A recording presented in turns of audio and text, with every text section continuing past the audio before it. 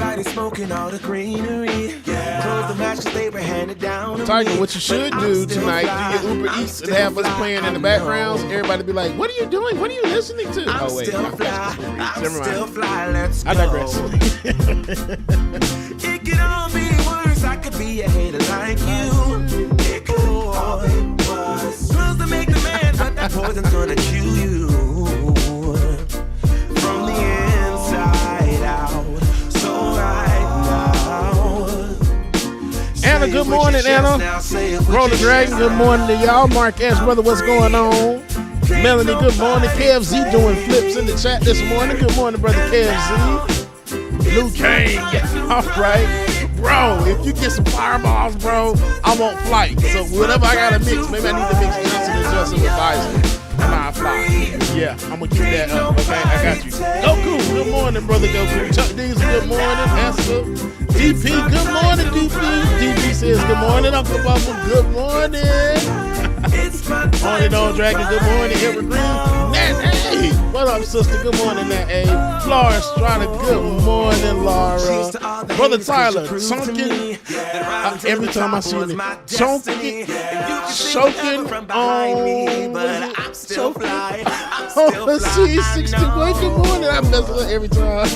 I'm still fly. I'm still Darren fly. Smith, good morning, Darren. What's going on, brother? Patricia, good morning. Afraid not, good morning, y'all. Good morning. Stress Technoid, according to the SLP, is in the building. I see y'all. The whole family is in the building this morning, y'all. Good morning. Realon in, good morning, y'all. Brother Tiger, of course. Lateef, what's going on, brother Lateef? Six Dragon Daddy, good morning. F8L, Law Dragon, good morning to you. Can't nobody take here and now. On and on, Dragon, good morning. Shout out to all my moderators, man. Twitch, Twitter, YouTube, whatever you streaming from, man. Love y'all, mean it. Make sure you hit that like button, man. Hit the like button.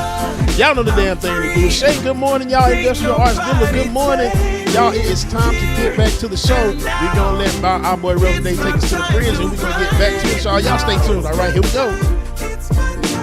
It's my time to ride now. It's your time. Oh, if you're on the bus, say yeah. If you're on the train, say yeah. They don't put me on the screen. I was wondering what was going on.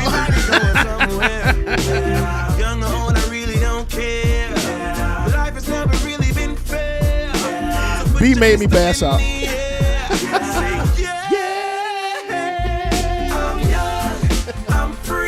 All right, y'all. Before we get Ben back to the screen, B. Wakeler said, DJ exclusive, I got the Moderna vaccine and I got big boobs. I had the boobs before the shot, but still, B, go back to sleep, okay? Y'all welcome back to the screen. Y'all my brother from another mother, y'all. It's the Benjamin Dixon Show. Dwayne. Oh, my gosh. David, roll that intro.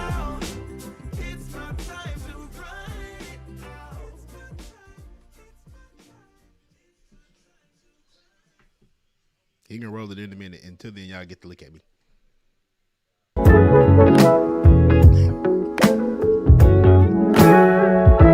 Darling, I would die for you. Tell 1,000 lies for you. Love you like the ocean. Love you in slow motion. Anything it takes. That's not exactly the one I wanted, but it is dope because I love that song. Welcome to the Benjamin Dixon Show. Today's episode is 5 guys on the screen. We're joined DJ exclusive on the 1 and 2s. How you doing, brother? I'm good. Say about yourself. Good morning, everybody. Good morning. Good morning, Bubba. Oh, good. We got brother imperialist himself, brother Carl Mack, who's ready to go back to war in Afghanistan. I'm sorry, brother Mack. I just taking some liberties here because we're going to continue that conversation. But thank you for being on the screen with us. And I got to introduce the next gentleman who we have not seen in 6 or 7 months. None other than brother Darren. I was about to say Darren Wilson, Darren Smith, Darren Smith, right there on screen, big as day. I really want to just refer to him as his stage name, but I'll let you introduce your stage name. I'm not going to do that on this show because it looked like you've been getting in shape for the stage, brother. I done took all your weight. I took all the weight from you. Darren, how you doing, man? I'm doing well, man. Look, you know how we say in the black church, just glad to be in the service one more time. So, and so for people who are wondering why I'm not in the suit, well, it's still preseason. So when the NFL season starts on September 12th, that's when you're gonna see me rocking out the new suit. So because I gave up trying to wear suits around people like you, because your suits are tailor made. Mine are off the rack. You remember that scene? Remember that scene in Harlem Nights? I get mine off the rack. And then other than our brother from another mother, brother Marcus from Left Flank Vets. Thank you for the first segment on the clock and staying with us so that we can expand the conversation more. Thank you for being here, brother. Happy to be here, and actually, I'm just happy new because I got behind the paywall. I'm with DJ Exclusive now on the screen. Like I've now made it. You get in where everything's free. Yeah. There's no charge. This is the VIP access. I made it now. I made it. So thank y'all for being here. We got a couple of clips. I want us to run through the clips, and I love that we're going to have a diversity of opinions on the screen to the extent where y'all know what we do when we get in the barbershop, we get in our garage, we get underneath the shade tree. Black men, we're going to argue with the heft of our chest, and then when it's all said and done, we might go get us a cognac and watch the football game. That said, let's go through some of these clips. This is from Fox News, talking about wokeism and making America being the impetus behind our decline on the international stage. Let's take a look. America, as our government keeps pushing its way towards wokeism, there is basically no way to deal with something like Afghanistan because we lose the options that being a woke country would not allow you to do. In a weird way, the Taliban is going to be China's problem, and China's going to have no problem dealing with them. Right. Exactly. It's like if the Taliban agrees to turn their head away from the Uyghurs, hey, we'll give you, you let us operate as a terror organization. We'll give you mining rights to our rare earth minerals. Our rare earth metals. We need the money. It's just a tolerance of one another. And that, I was writing this today, the Biden doctrine is empower our enemies, embolden evil, betray and abandon our allies, America on her ass. The Biden administration with the Taliban has treated it as the de facto government from all along, recognizing it, elevating it, legitimizing it, trusting it. Going back to 2013 when Obama and Biden provided a diplomatic presence in Doha, Qatar for the Taliban. But then you throw in, they abandoned the Afghan security forces, left a power vacuum. Al-Qaeda is ascendant now, 15 provinces it's in. But also, remember, why is Al-Qaeda a concern now? They had bioweapons labs 20 years ago. You don't think that they've looked at China and what's gone on with the Wuhan virus, killing 4.5 million people around the globe? That's a possibility. Let's start with you, brother Darren. I almost slipped into character. Brother Darren, there's a lot going on in that clip. Well, first thing that just ran off my mind is, of course, is just the image that you see on the screen. The 5 people that are talking about, of course, don't look like us and don't reflect our values. So that's first and foremost. So you got to kind of take it with a grain of salt with what they're saying. 2, the lady who was last speaking, I'm not sure who she is, but she really didn't sound like she knew what the hell she was talking about. And as the producer talked about, she just conveniently overlooked Donald Trump. And so, because I'm old school, I'm respectful. I'm gonna say President Trump, but but how she overlooked, President Trump and just referred to Biden and Obama without their title. So that kind of pissed me off about that as well. But the fact that that there are certain people in politics that are so warmongering and so war hungry that at the cost of American lives and basically poor American lives that they want to keep this conflict going. It's something that really shakes and rattles my spirit, and it doesn't sit right with me. Brother Marcus. I'm actually just gonna steal a line from a movie and just say what that lady just said was one of the most insanely idiotic things I've ever heard. At no point in her rambling, incoherent response was she even close to anything that could be considered a rational thought. Everyone in this room is now dumber for having listened to it. Hello. And may God have mercy on her soul. She has no idea what she's talking about. I don't even know how to respond to it. Like, it was just a long list of just either wrong information or just made up. Bull jive. Marcus, it was a bunch of words just put together. She's just reading. It's like, she's like, okay, Yeah. pick this one, and this one. We're just gonna put it on the paper and read it. Okay, that's it. That's Wokeism, new word. Okay, wokeism is the thing to be afraid of, Brother Mac. Bottom line is, I could hear pieces. Part of what makes a lie effective is when you can weave in just subtleness of truth. And so I heard subtlenesses, some subtle aspects of where she was coming from. But what it rang overall in my mind is this entire situation that we're talking about, that we've been talking about, leads me to believe there is just no perfection in war. Whatever one side thinks is the best way to deal with it, somebody else can point, shoot holes through it.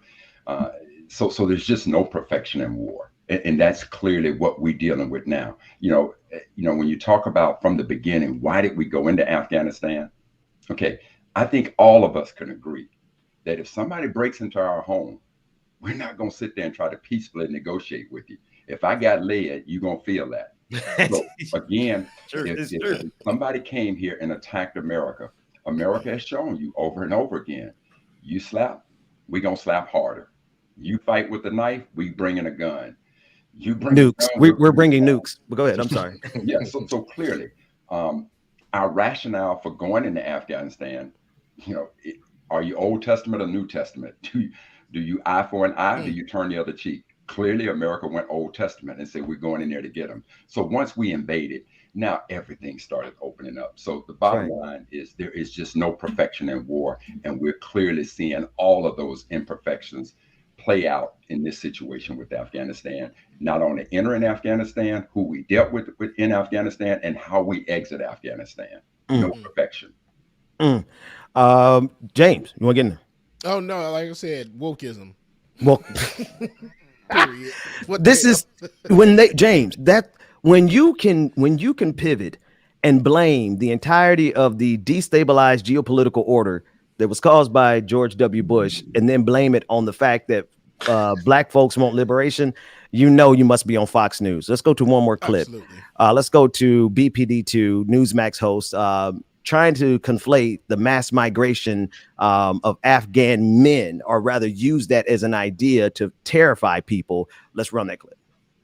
Potentially hundreds of thousands of Afghanis to America. This is a terrible idea. Now, we should learn from the disastrous experience Europe had with Afghani men and systemic sex crimes against women. Just a few weeks ago, a 13-year-old girl was raped and murdered in Austria, and 3 Afghani migrants have been charged with that heinous crime. And because of that crime, Austrian Chancellor Kurz, he made it clear just this weekend that Austria will not accept any Afghan refugees. Statistics show, as I detail in my new op-ed, that terrible case in Austria, it is hardly isolated. It's not just an outlier. It's the worst example, but it's not an outlier. Police numbers show the relatively small Afghan population there in Austria commits an astounding half of all sexual assaults in that country. According to the Hoover Institution at Stanford, once the giant wave of Afghan migration to Austria began in 2015, total sexual assaults there grew by a staggering 53% over the next 4 years. As the Wall Street Journal reports, next door in Germany, foreign-born residents right now account for 1/3 of all sex crime suspects. Is the mass migration of Afghan men to America really a good idea? Good for your wife, your daughter?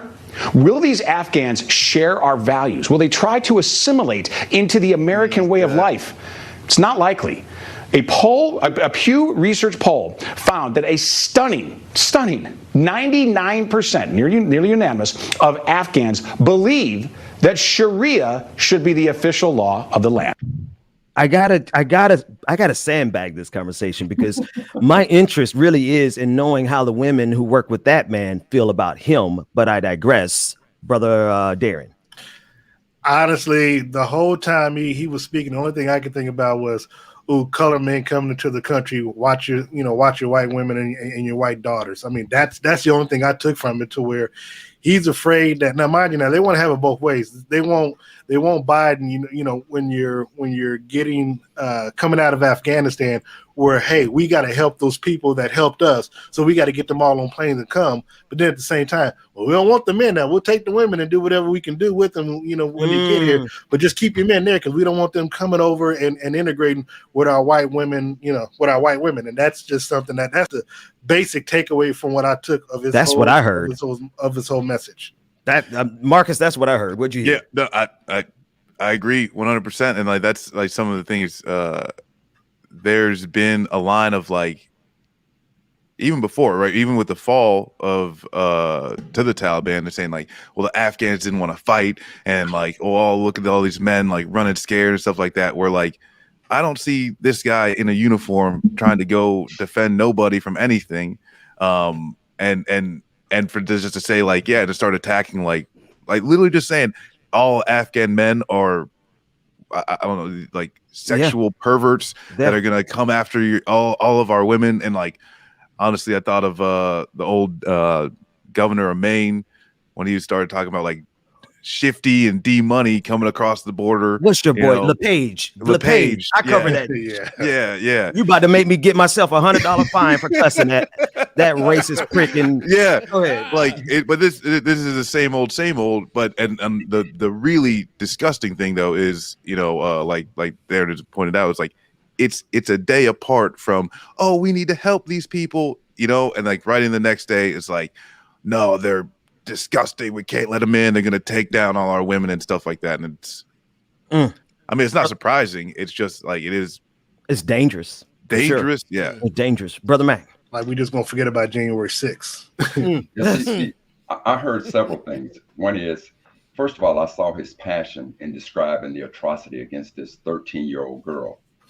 What I didn't hear was his passion in describing the atrocity against a 12-year-old boy.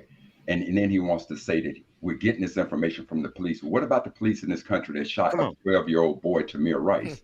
That's number one. Second of all, this demonization that he made against Afghan men. I didn't know if I was listening to this guy or D.W. Griffin back in 1915 when they created this silent movie called Birth of a Nation, which was based on the rise of the Klan protecting the sanctity and purity of white women against these sexually deviant black men. That's what I heard. I didn't know if I was listening to him or D.W. Griffin because they sounded exactly the same. Is it 2021 or 1921 or 1915 to be 1915 to be more accurate? Yeah, DJ Exclusive, what you think about? What are you hearing in this? Because it does sound like what they want to say. It reminds me of the barbarian photo of LeBron James, where he's holding the white woman, and the King Kong images from back in the day, where all the images of black people were threatening to white women, and white women were damsels in distress. This is what I'm hearing. What you hearing, bro? All the brothers before me said it best, and I tuned them out after the first time he started speaking, y'all. So my apologies.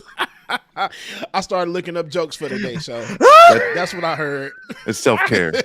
It's self-care. Self-care. Yeah, it's exactly, Mark. In other words, you ain't got nothing to say to this cloud. Man, let's run to the next clip. David, let's see if we can get one more in, because I want to, this is our first time having 5 dynamic men on the screen at one time. Let's get as much insight from these brothers as we can. What's the next clip? Just run it. If Trump encouraged and allowed vaccine manufacturers, FDA, the CDC, to basically just ignore all of the normal precautions and safety mechanisms and get these vaccines out here, make them publicly available, knowing that they would at some point engage in unlawful conduct or willful misconduct, you could call it. Well, they have. They've blown by 2 years of testing, right? Right. So if they engage in willful misconduct, the immunity that they normally get is then not available to them, and they are then liable for damages if they engage in willful misconduct.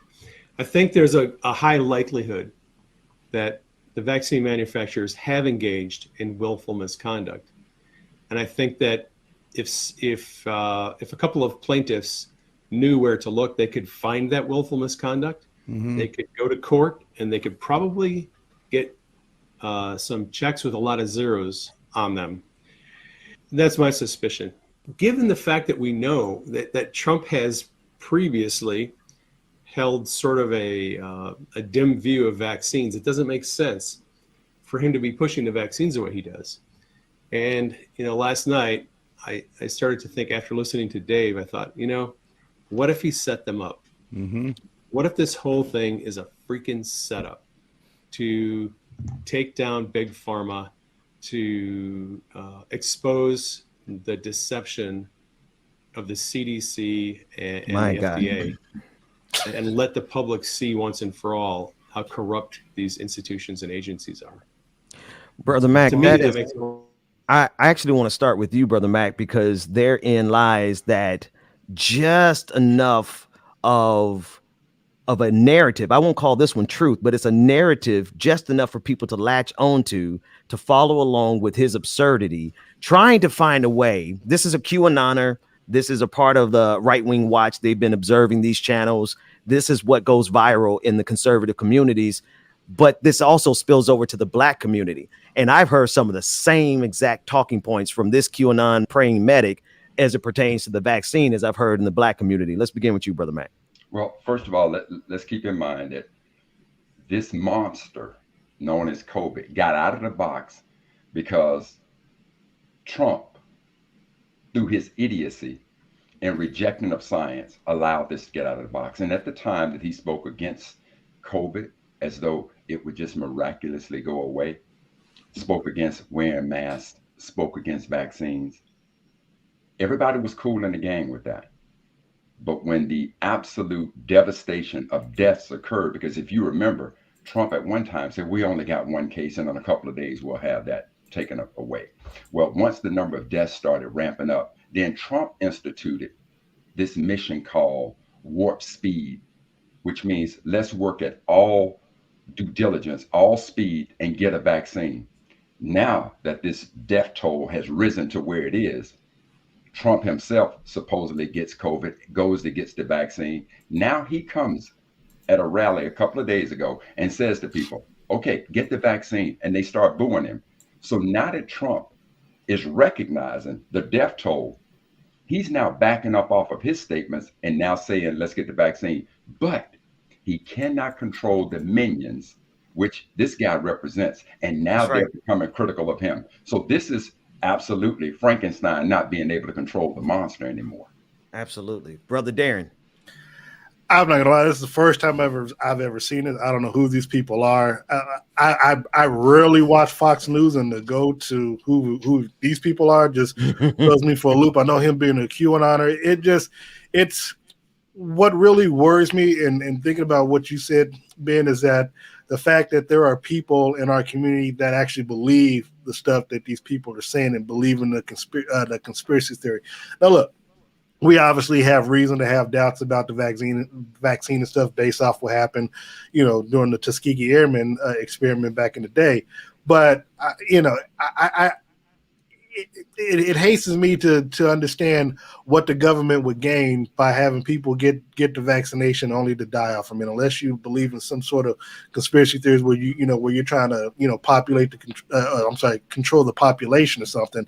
Then okay, I'll give you that just based off of what you saw on the Avengers. But at the end of the day, this is something that is really scary. Look, COVID has hit my family hard recently, and I have a brother who I love dearly. He's my personal trainer.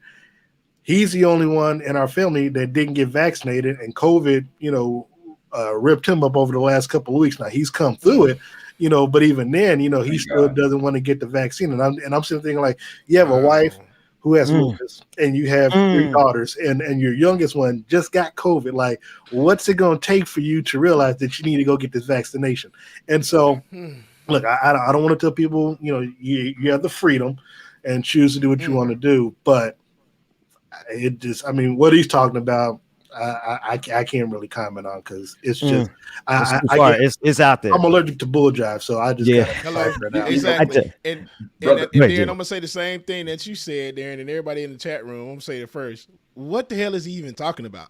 Exactly, People man. in the chat saying the same thing. Like, what is he Exactly. talking about? I was so lost with that clip because it's just like, what are you talking about, bro? I did my best to figure out what he was saying. That's why I was just saying, just play it. Maybe y'all can help me out. Go ahead, James. Yeah. But No, that's it. I don't know what the hell he was talking about. But brother It was a Darren, bunch of first of all, I'm boo-boo so glad garbage. that your brother came through this situation. Thank That's God right. for That's right. that situation. That's right. But again, when you take a look, you don't have to understand science. You don't have to understand a whole bunch of things. But there is one fact that one should be able to understand. 99.5% of the people who have died from COVID were not vaccinated. That's the one thing. If you could just simply rational that. Now, if they came back and said 50% of the people who got vaccinated died from COVID, I get everybody's fears and concerns at that point. But given what we have in front of us now, just that single fact alone, it boggles my mind. Let me bring Brother Marcus into the conversation real quick, because Brother I don't know if you're facing this, but I think everybody is.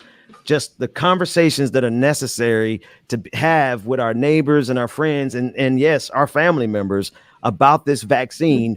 And what we see on the other side of the equation, we see an organized effort. Like, these people are funded. They don't just get up here with all these platforms and do this. Go ahead. Yeah, no, and that's a really, really great point. And even like as it's going on, like, I mean, yeah, I don't know what the hell is going on. I mean, there's actually, one of the people in left flank, like, he loves going down the QAnon rabbit hole and understands like a lot of where these lines, and like it's three different whole things. But I do want to throw it back to something that Brother Mac was saying earlier about that kernel of truth.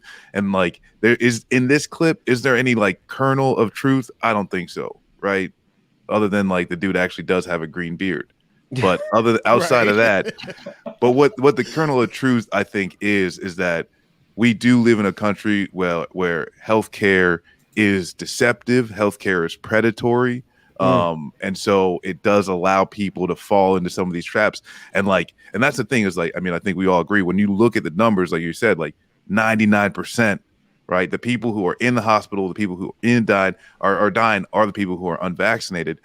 But like, still, with everything that we've been through and the amount of propaganda that is funded, right? These people are getting money.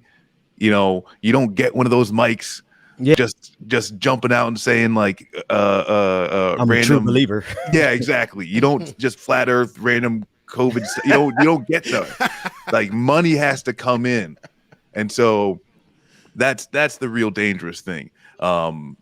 And this is just scary. It's dangerous. It's extremely dangerous because this is a large part, starting at Trump when he was first in, COVID's not real, but this is, like trickling down all the way down to these little foot soldiers. That's right. Who they can come up with their own like crazy nonsense. But Marcus, let me add this. Ben, you had a guest on your show yesterday that talked about how do you speak to non-believers via science. And and it's not just all money. There was also this syndrome that you all discussed, Benny, and you're far more qualified to talk about it, where you can get a group of people within your community because you want to be accepted.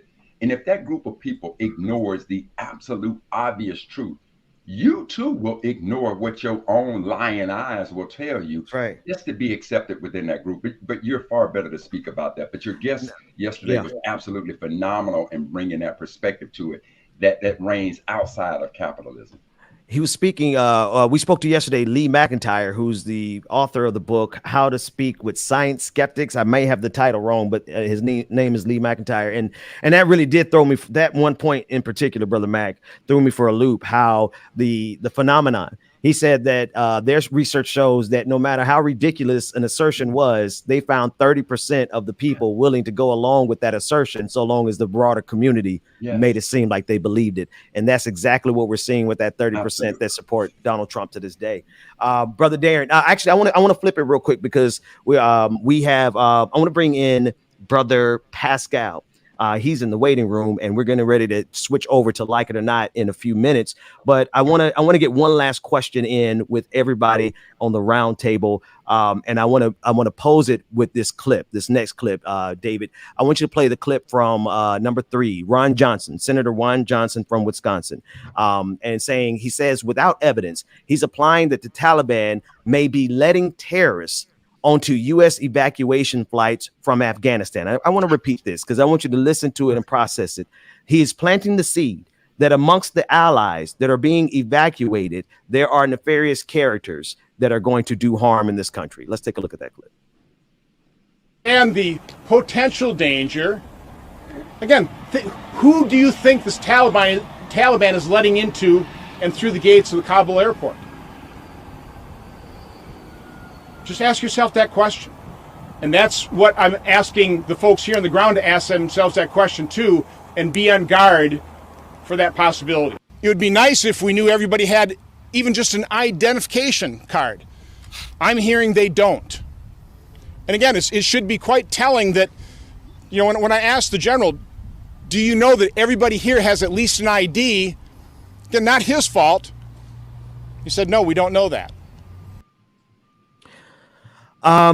No evidence whatsoever, but this goes right in line with that Newsmax clip, which is trying to suggest that Americans need to be afraid of the allies that sacrificed everything to support the United States. And now Ron Johnson wants us to believe that they are potentially terrorists who are coming on these evacuation flights. Let's begin as quickly as we can around the table. Pascal, what are your thoughts about that? I'm throwing you in the deep end, brother. Welcome. Yeah, no kidding. Well, I swim. I try to swim. Let me see if I can tread water here really quick. Good morning, all y'all. Grand rising to all you intelligent brothers in this panel real quick.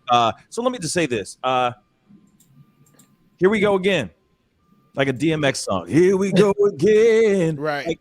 Like how often are we going to be any opportunity that the right gets to try to throw the left under the bus, try to make it seem like, oh, you know, the terrorists are coming. You know, this is the same thing like when people were trying to migrate into this country. They're like, oh, it's going to be full of you know, criminals and drug dealers and all that stuff. This is the same thing Rapists. all over again. The aura word. You know, it's like when can we just get down to the facts that there are people that are trying to seek refuge, period, and they're going to do everything that they can to filter out the bad and bring out the people that are really trying to do something here without bringing criminals and you know terrorists into our country. I just feel like it's a far-fetched thing. Another excuse just to be mad at something. You see what I'm saying, Brother Mac? I don't think it's far-fetched what he said, and this is why, family. Listen to the words he said. He said the potential danger.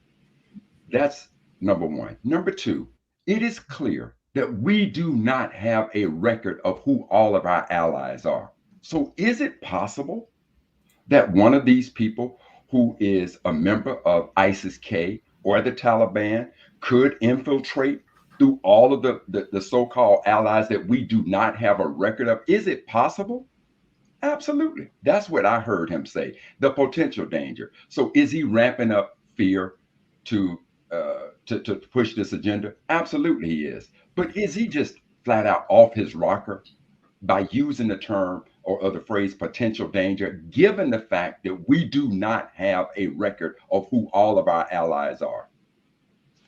That's Brother Marcus.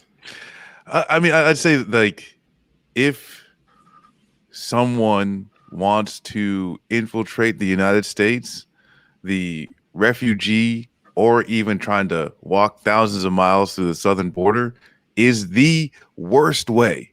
That is the hardest way. Going into the process of we're going to try and sneak into these planes, and you may or not especially without any documentation, you have very little chance of even making it to the United States at all. You know, those are the people who will get placed in they'll say, oh, hey, we do these deals with all these third countries and everything like that. And I guess at the end of the day, I think there is more so just a jingoistic, xenophobic, racist, like catalyst to his statements than any real fear, because a lot of these any of the Afghans that are coming over to the United States right now, the very few that are allowed to come over right now, do have a documented relationship with the United States. And the people who don't have documentation, there's a good chance that they'll never set foot in the United States, and they'll just be placed in others these Marcus, questions. Let me just offer pushback, Marcus. If that's indeed the case, then how did somebody get so close as to set off the bomb and kill so many Americans and so many Afghans yesterday? And that is a very real danger that comes with pulling out of a war. But at the end of the day, those Marines did their job. Those Marines did exactly what they're supposed to do, which is keep the bad people on one side and keep the good people on the other. Okay, that's still true. They're supposed to do, but how did they get so close, Marcus? If you got to have all this documentation and there's no chance of it, how did they get so close as to do that yesterday? Because securing a city and an airport, I mean, Kabul's got 6 million people. Securing that city where everyone is, it's a difficult process. And that's the thing, is like, there is no right answer. There's no, oh, well, he should have added more or less, there's never going to be a good answer on that. Which is why you use the term potential danger. That's all that's the point I'm trying to make.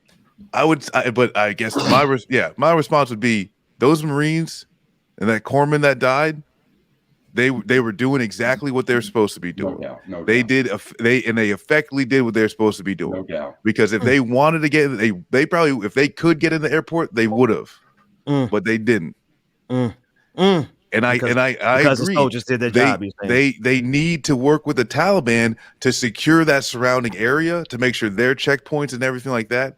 But this thing is something that they've been saying is going to happen, and it's absolutely sad. It is tragic. But those Marines did their job.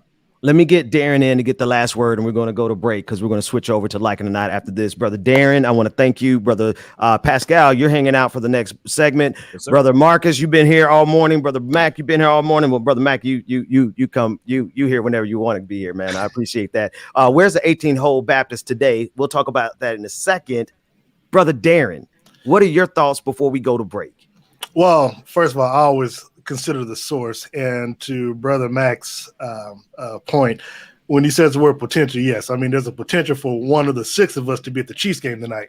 Right. So, is that a promotion? I'm just saying no, but to his point, obviously there's a potential for anything like that to happen. But again, this is the same guy who considers the people that came that try to break into the Congress on January 6th as people who were just on the tour. So we again, there's a slither of truth, but but hell, even the devil has a little truth in what he said said in the Bible. So to that point, we just have to realize the source of what's coming out of some of these people's mouths, because you got to remember, it benefits them to have a boogeyman. Come election time, of course, it's about people being on getting unemployment and the vaccines and the type of job that Biden's doing as it relates to Afghanistan. Republicans need some type of boogeyman because they don't have a platform and they don't have substance to run on. So this is just what they do. So once we kind of keep that in mind, I mean, look, we didn't see. Well, let me ask you this: what did Ron Johnson say about the Afghans that were hanging for their dear lives on the airplanes that fell to their death? Was he out there giving them any sympathies or thoughts and prayers, anything like that, or was he complaining about Biden not getting these people out? Who helped the U.S. during this 20-year period? So I mean, you can't have it both ways. So that's what I think from it. We got to move, but I do want to say it is an honor to be on the screen sharing with so many brilliant Black men on issues of geopolitical significance in a way that would make Fox News, MSNBC, and NPR squirm. You guys are some brilliant brothers. Brother Mac, thank you so much. Brother Marcus, thank you. DJ Exclusive, you always here. Pascal, don't go nowhere. Darren, you're not going to tell the people your real name. We'll see you next week, man. I got to get you back here a little more often, man. They call it delicious, man. I'm trying to get back down to my delicious way. for the Super Bowl. And you covering the Kansas City Chiefs tonight? Yes. We have the Chiefs have their first and only preseason home game tonight. Then, of course, the season starts September 12th. I'll be covering the Chiefs on at home and on the road throughout this year. So, and the best place for people to get you is at Darren Smith WHB on Twitter. On Twitter, yeah, or you can just find me on. Well, I gotta delete some people, but I guess you can find me on Facebook as well. So. yeah. That's everybody's story, Brother Marcus. How should everyone get up with you? Twitch.tv/leftflankvets or on Twitter, just at leftflankvets. We do a lot of shit posting. Sorry for cursing. That's $100 fine. But no, you're a guest. No fines for you. It's okay, fine. Great, We'll get the audience. Somebody in the audience pay that fine for him. We need a donation. Brother Mac, as always, hanging out with you is a pleasure. I if it's okay, can you tell the people who may not know what that emblem on your shirt means? Because when I saw it, I was like, absolutely. Is it okay? Yeah. I'm a mechanical engineer by education from Mississippi State. And I used to be the executive director for the National Society of Black Engineers, headquartered here in Alexandria, Virginia. Nice. I love it. Man, Brother Mac, we got to talk. My dad was a mechanical engineer. So there you go. There it is. Good man. Yeah, he's okay. He's all right. He's all right. Wait a minute. Who's this at the bottom? Oh, that's DJ Exclusive. How many people can we get on the screen? Let's go to a quick break. When we come back, like it or not, with Rebecca Zor. 5 guys turned into 6 guys, and now about 7. We'll see you guys after this break. Good morning again, y'all. Make sure you stay tuned. Like it or not is about to come up next. We see you got our brother Pascal in the building. Shout out to Marcus, Darren, and brother Mac for joining this morning. We greatly appreciate y'all. We mean it, y'all. So hey, stay tuned. Like it or not, it's starting up West Unrest. Good morning. And real quick, I go ahead and get our new patrons and new Twitch subscribers read off. Derek S., thank you so much. We have our new Twitch subscriber, SysQCat, resubscribed for 2 months. We have Ghost Dog TV, who resubscribed. Zivis X gifted a subscription to Tomo Dorio. And we have SysQCat cheered 100 bits. And Anus Beard cheered 100 bits. Anus Beard, bro. Anus Beard. I'm going to leave it alone. Sorry, man. Oh, okay, cool. Shout out to everybody, man. Good morning. Good morning again. Y'all stay tuned. And Derek Fuller, thank you for your super chat as well, too. We greatly appreciate it, y'all. Hey, man, stay tuned. We got some good stuff coming up. You don't want to miss this. Pascal, I hope you're ready, sir. Good morning. Tell him I need my money right now. Promise the juice, they stole out my crown.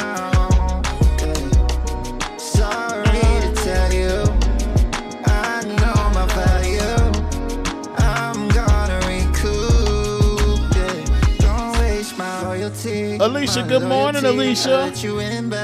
Rosie Bean, good morning. Sylvia Jones, good morning to you, Sylvia. My intuition ain't ever lied, I had to leave. Handle your business, do what you think you need to do to get your revenge. But you won't break me, God as my witness. That's the point of no return, I'm on a mission. Hey, tell them I need my coffee right now. Seven Sweetheart, I see you. I ain't gonna speak to you because I don't know. I missed you last time. Good morning, Seven Sweetheart. Miss you, sister, love you, man. Good morning. I can't wait to see you tonight. Uneasy, good morning. Pay me what you owe me for. I make what you've been saying about me true. Token, how you doing from the UK? Good morning. Environmental Coffee House. Good morning. Good morning, Bubba darling. I love it. I love it. I love it. Keegan, good morning to you. Good morning. Rosie Bean, good morning. William Moore, good morning. Good morning. Mom and Daddy, good morning. I know y'all in here somewhere, Mom and Daddy. Y'all lurking today. Good morning. Benoit Johnson, good morning. Brenda Johnson, good morning, too. I know you in there. Lily, good morning. Love you, too, Lily. Thank you. And I'm going to read y'all a quick story. Okay, here we go. A priest, a minister, and a rabbi walk to see who's best at his job. So they each go into the woods, find a bear, and attempt to convert it. Okay? They always trying to convert something. Here we go. Later they get together. The priest begins. When I found the bear, I read to him from the catechism and sprinkled him with holy water. Next week is his first communion. Right, okay. I found the bear by the stream, says the minister, and preached God's holy word. The bear was so mesmerized that he let me baptize him. They both looked down at the rabbi, who was lying on a gurney in a body cast. The hell happened to him? Looking back, he says, maybe I shouldn't have started with the circumcision.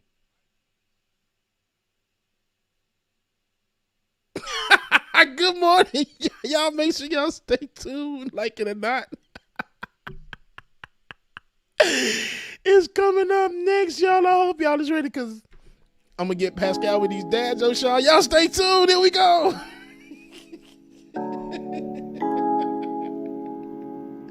Y'all know y'all love Bubby Bubbies. Okay. Sorry, y'all know y'all love Bubby story time, y'all. Car, told her start it up. I don't want to see it from your eyes unless it's cardiac. Y'all got that one. Yeah. Y'all got that one. Y'all did. Playing fat. No, I ain't playing fat. Playing fat. All right, y'all. We are waiting for Ben to get back in. Ben had to go step away, I'm guessing. So we waiting. Once Ben gets back, like it or not, we get started. Oh, all right. Well, here we go. Are you ready to go? Are you ready? Are you ready? I think you're ready. All right, y'all. Here we go. Like it or not, with Rebecca Azor. Starting now. It's about to go down. Like it or not, with Benjamin Dixon starts now.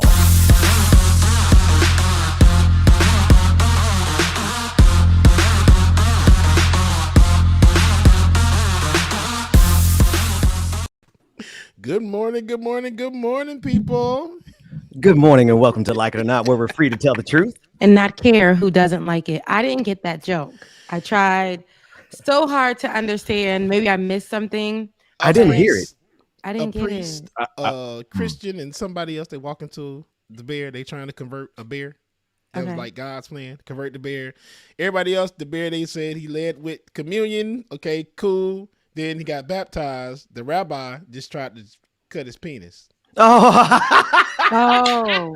Circumcision. He said, I shouldn't have led with the circumcision. Yeah. Oh, yeah. Hey, man, I might have to screen some of these. Make sure we got no problematic jokes in there because I felt like no, you got to worry about that. That was rated the best joke of 2010. Honestly, I don't know how, but yeah. No, I got it as soon as you said it. So white folk jokes of 2010. Painful memories.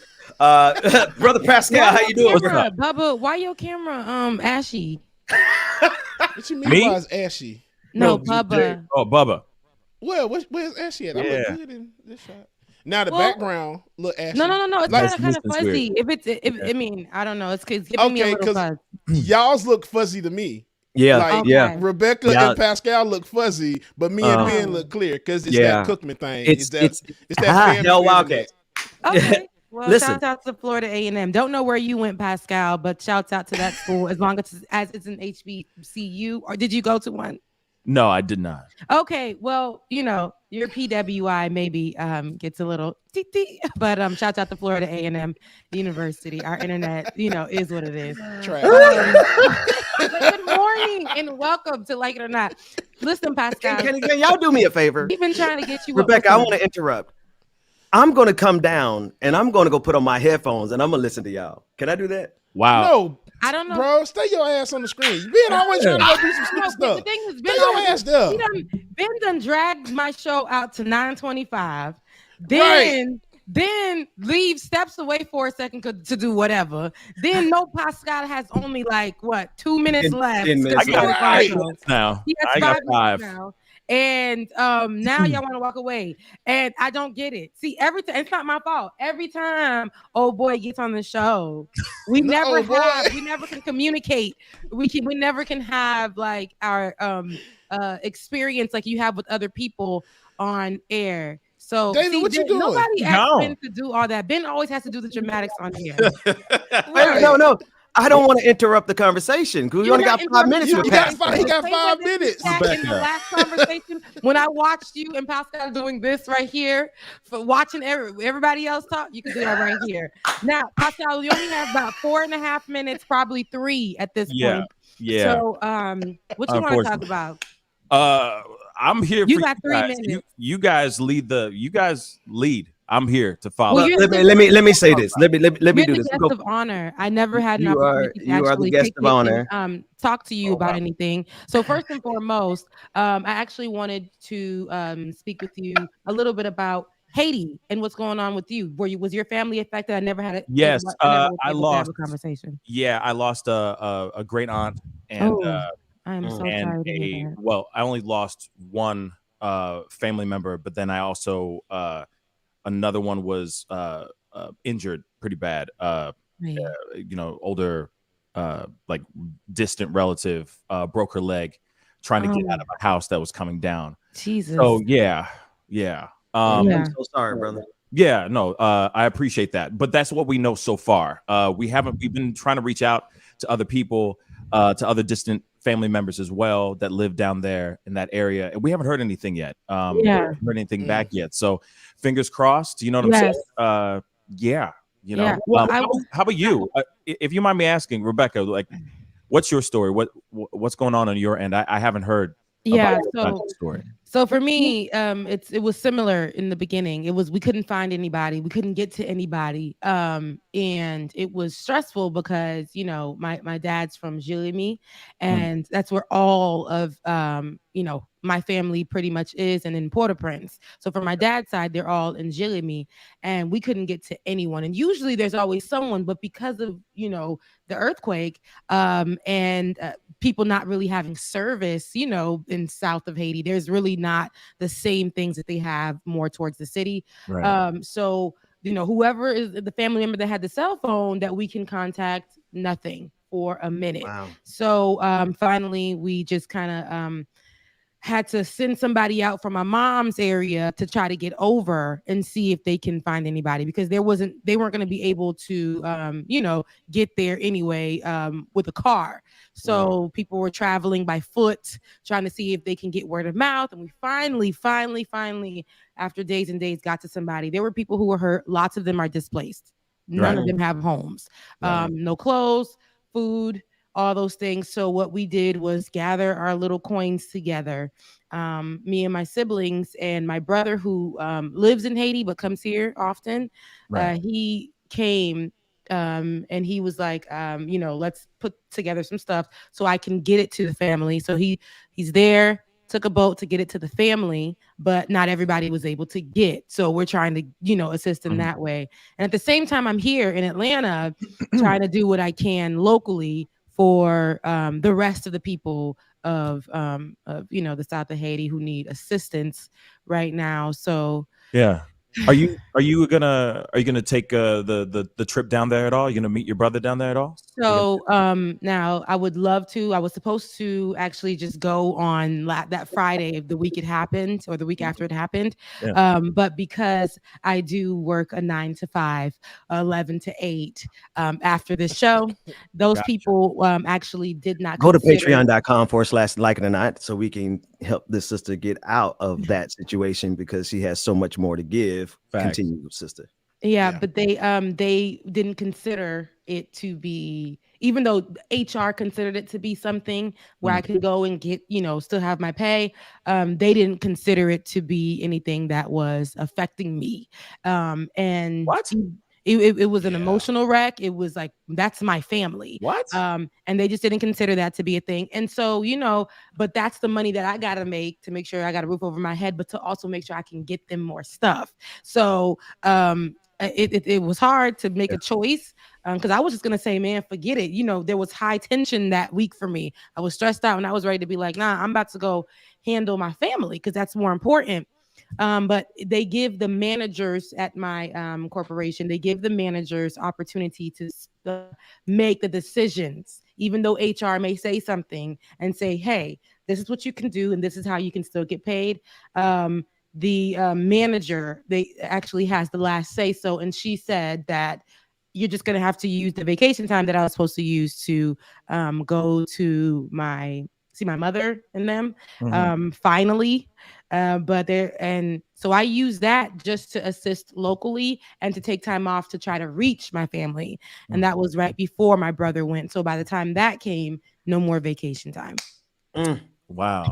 So yeah, I mean, you got to do what you got to do. I'd be ready to blow it up and just I'm done, but I can't. But at the end of the day, I'm gonna do what I can for my family, how I can. Interjecting right there, or was it me that got lost? It was me. Yeah, Ben. I don't know what's happening. Yeah, I'm you're frozen. Yeah. Oh, Rebecca's frozen. Now you're back. No, now you're back. You was look me. like Charlotte. You look like Charlemagne the God frozen. Real quick. You had a look. Yeah, but then Pascal. There it is. There it is. It did it again. Pascal, listen. I'm sorry. I don't know where the flow of the conversation was before I froze up. No. Well, I was gonna say, my condolences and my prayers go out to your Same family. to you. Talk. Thank you. It's a scary thing right now, and the fact that we don't have the people of Haiti right now don't really have the resources that they need to even just drink water is just devastating, and it angers me beyond. I got other words I want to say, but I'm trying to censor myself. You know what I'm saying? Yeah. Be a gentleman. But I also have to say this too, Rebecca. The other thing that's really tragic is I always have to leave when you come in.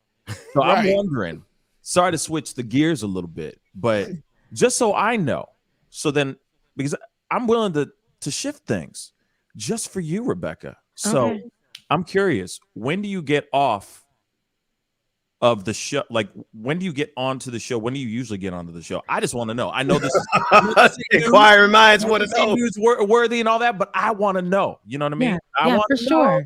For sure. So before you get out of here, Joe, I will let you know.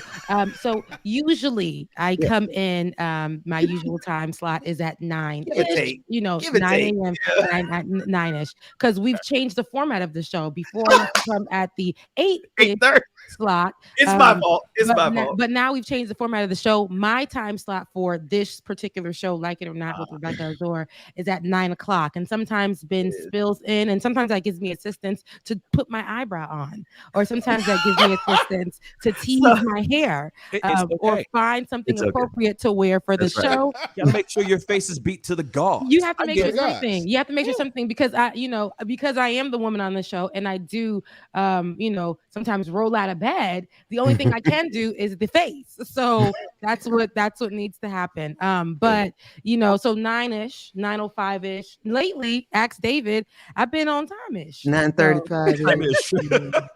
She has been on time this whole week. She's been doing good this week, and I'm what's on time-ish? Just so I know. So today, so there were moments where Ben doesn't care about my show. So he's on the Benjamin Dixon show. And what happens is it leaks into this show right here. And then so Ben would be like, and when he gets on, I'm sorry, Rebecca. Like, okay, but it's already 20 minutes. The whole week. Listen, the whole week. Oh, what needless pains we carry. Just to help our friends. And it's funny, Rebecca been on time the whole week. And this whole week we ran over past 9 o'clock on and it's show. okay. Like, But see, I didn't complain not nary a time. What happened, usually what I do is when Dwayne is here, I'm like, let me in. Why y'all going over? See what I'm saying? This what I be talking about. But this week I was just like, have your way. That's all right. Because I came, don't let God. I came from a mental breakdown and I'm back on my bull. So now I'm just like, hey, what's up, y'all? Welcome back, Rebecca. Love you. I'm back too. So, I'm back too. So yeah. Pascal, listen, I know you gotta go, brother. Ben, hold up. Before you kick me off, let's do one story. I got 5 minutes. I'm going to give you 5 more minutes. That's what I'm talking about. And since you're going to give us 5 more minutes, I never get that time. You know what I'm saying, with her. So I want all of us, all 4 together. You know, I have a proposition that I'm going to put in the chat room before we. Right. You know what? Let me tell you something. Let me tell you something. Hold on. I'm dropping everybody. I done put up with enough of y'all. Where my $100 at, Jada? Go ahead and send $100 to these mother. Run the clip, David. Hey, what's up? I'm Tony Hawk, and I recently became an ambassador for Liquid Death Mountain Water. Apparently, I didn't read the fine print, and now Liquid Death officially owns my soul and my blood, too? I don't know. It's very confusing. They're taking my blood, and we're going to use it for skateboard graphics. So they're gonna mix my blood into the paint and do a limited run of skateboards using my real blood in the graphics. Yeah. But some of the profits will go towards killing plastic pollution and to building skate parks in underserved communities. Yeah, so White I blood guess matters. go to liquiddeath.com to get skateboards let's with talk my about blood in it. So wait, if you Tony have Hawk my is blood, 50. that means you have my DNA. Get Yeah, Liquid he's Death giving me a little skateboard infused Botox with though. 100% real Tony Hawk today. Wow, you can own your very own Give me piece the of best Birdman, but example. hurry. Botoxy. So let's talk about it. So we're gonna juxtapose. What's the issue here? Juxtapose? Is that juxtapose it. Okay. Yes. Tony Hawk's ass was able to sell these skateboards, only a limited edition of them, 100 skateboards, right? So what he did, as you saw there, he's drawing his blood and putting the actual blood in his skateboards. These skateboards sold out within seconds, y'all. But yet Lil Nas X, if you could put that tweet on the screen from Lil Nas X, is upset because here it is. Everybody was upset with him because he said that he had blood on the Nikes. I don't know if you can remember that. He put a drop of human Nikes. blood inside the design of the Nike at the bottom of the shoe. So now it's that double standard. So now everybody is all happy that Tony Hawk did it, but when Lil Nas X did it, it's an issue. So now it's like it's that double standard where y'all get on Lil Nas X. Okay, what is it? It's a bigger issue here than what we really think it is. So Lil Nas X, when he tweeted the juxtaposition, right? Ben, the juxtaposition. He tweeted out that damn right. He tweeted out that, hey, I see that there's no issue, like you said, Bubba, with the blood that's being put on stuff. So that there's a bigger issue. Let's talk about that. And I guess what he was hinting at without saying, I don't know if he continued the conversation online, that, hey, the bigger issue is that I'm gay. It's not that I put blood in shoes. It's not that I was being rude to Christians. It's not that I was being satanic, even though that's the Satan sign on it. The shoe. It was basically that I'm gay. That's why you guys have the issue. He had the Bible verse and the number 666 on the same shoe with the hint of blood. But I do get what he's trying to say. When it's a white person doing anything, and I thought about this in so many different ways, and there was no way that I could flip it for myself too, because I tried to sit down and really be like, but then I'm like, nah.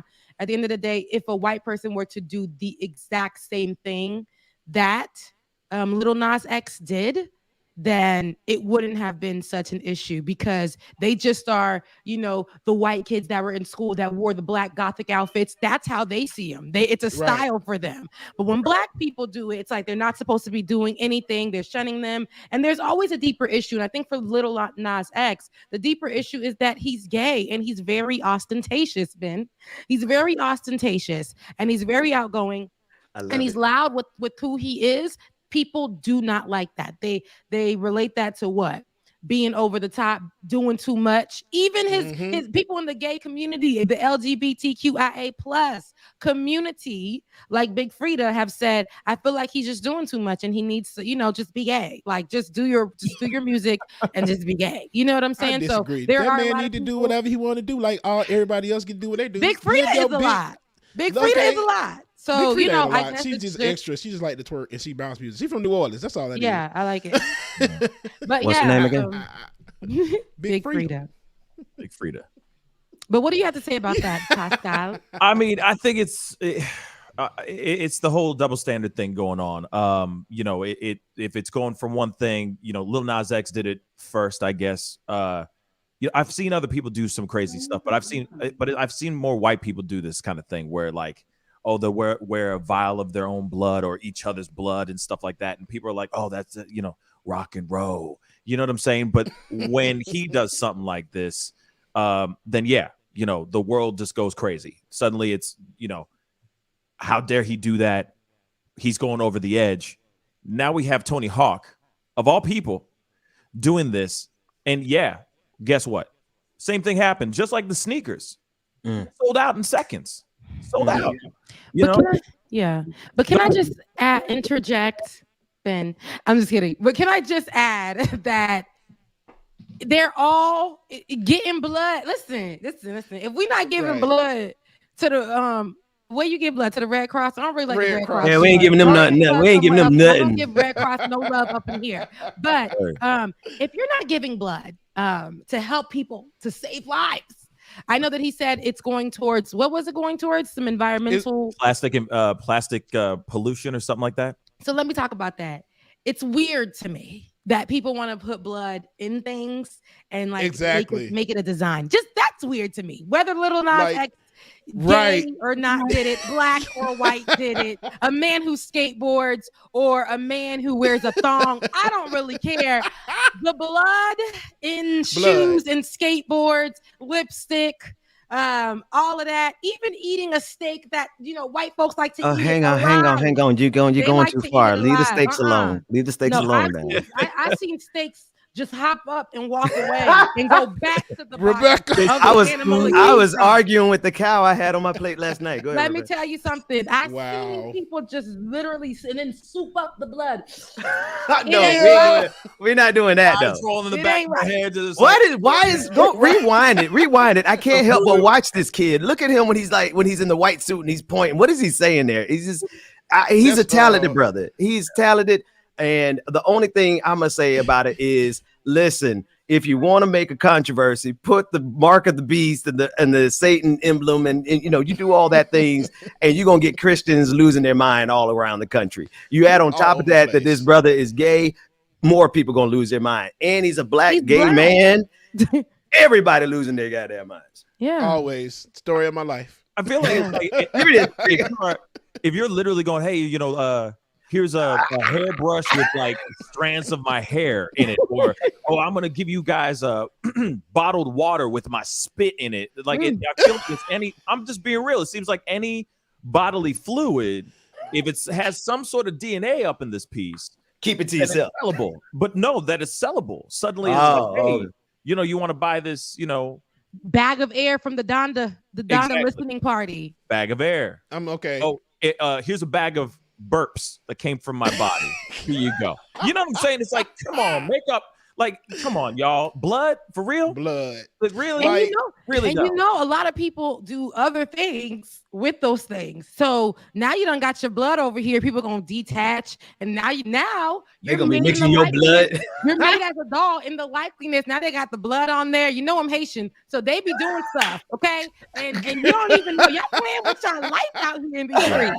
You don't give out here. You don't give somebody your DNA and you asking for some don't like we good on that. Potentially have COVID.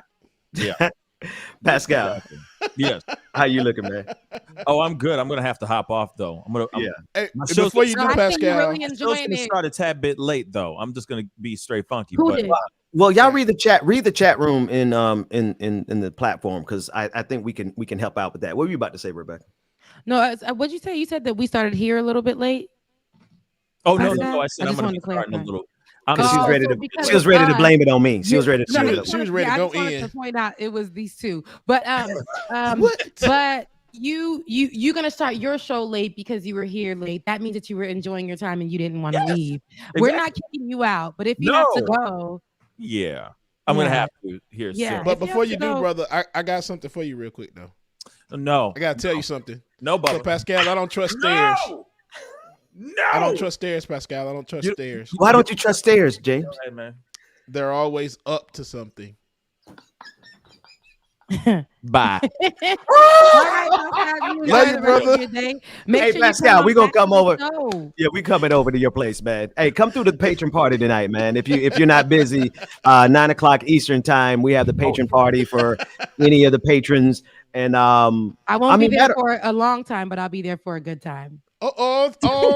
Crap! Now Rebecca, I'll be there. I'm gonna be there as long as I can tonight. That's 5 minutes, Ben, because you look at we all looking a little tired, to be honest. These two right here leave me for dead. For like 30 minutes, I'll be in the 30-minute. All right, Bubba here, y'all. We about to go. That's BBN. Y'all turn up. I'm going. I do my church finger. I do my church finger, just like you're gonna have to, Pascal, to get out of here. Else we're gonna hold you, brother. So I'm gonna go ahead and remove you. Dang, it's 3 bald-headed dudes with beards on the show. Yeah. I got one strand. Paradise. Ain't it beautiful? Rebecca. You want a fourth? There we go. Boom. I said, well, now there were black. Look at white now, people now just we're jumping in. Oreo What the heck? David, run that clip, David. Black people When will you're never black, be lonely. you're never really lonely This because there will David. always be a white person all up in your business. When you're black, you're never really lonely because there will always be a white person all up in your business. When you're black, you're never really lonely because there will always be a white person all up in your business. Oh my God. When you're black, You gotta see you're the never video. really lonely because there will always be a white person all up in your business. When you're black, you're never really lonely because there will always be a white person all up in your business. What is this? Oh my God. This is what David just showed us an example of, and that was a really good pivot, David. Perfect. But you got to get out of here, Pascal. Yes. I mean, you can't have as much fun, all the time. But next time you're on Friday, we will start at 9:00, and we will have an enjoyable time, and we'll definitely kick it. Yeah, I look forward to it, y'all. Well, thanks for having me on again. What are you gonna say, David? Brian, Benjamin. Sorry. God damn, bro! Can you at least get my I can't even talk right now. You can't even get my name right. I'm just about to give you a shout out. Tell everybody to come to your channel as soon as the show is over. Make sure when this show is over, and we're considering, it very well may be possible that we won't do an after party since we're doing the patron party tonight, so that we can come over and support our brother Pascal. I need everybody who's watching Facebook, Twitter, Twitch, YouTube to go to his channel and watch him at 10 o'clock. We're going to go over there and watch him too, even though the brother can't remember my damn name. I'm sorry, Brian. I mean, David. I mean, man, I'm removing your ass from the call screen. him big head ass being. It's like who removed him? Did he remove I him? did. Okay, bye. Bye. Have boom, a good one. back.